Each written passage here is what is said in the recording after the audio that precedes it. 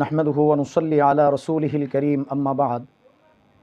সম্মানিত দর্শক শ্রোতা, সময় অতি মূল্যবান সম্পদ, আর সময়ের সমষ্টি হচ্ছে আমাদের জীবন।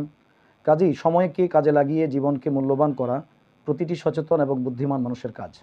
রাসূল আকরাম সাল্লাল্লাহু আলাইহি ওয়াসাল্লাম সময়কে কাজে লাগানোর বেশ কিছু দোয়া দুরুদ আমাদেরকে এমন শিক্ষা দিয়েছেন, কেউ যদি গুরুত্ব সহকারে ওগুলো আমল করে তাহলে অসীম ফজিলতের অধিকারী হবে এবং জীবনটি তার অত্যন্ত দামি ও মূল্যবান হবে।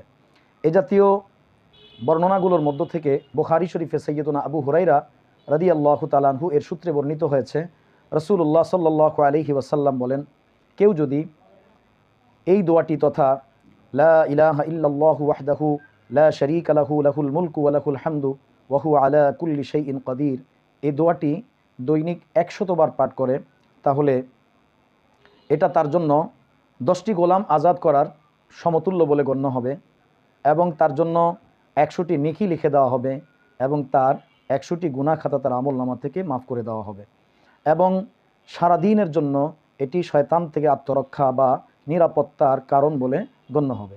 এবং ওই দিন যদি এই দোয়াটি তার চেয়ে আর বেশি কেউ পাঠ না করে তাহলে তার চেয়ে বেশি ফজিলত আর কেউ প্রাপ্ত হবে না। তাহলে আমরা চাইলেই ছোট্ট এই দোয়াটি পাঠ করে এই অসীম সওয়াবের অধিকারী হতে পারি। আল্লাহ পাক আমাদের সকলকে এই আমলটি গুরুত্ব সহকারে করার তৌফিক দান করুন। আমিন।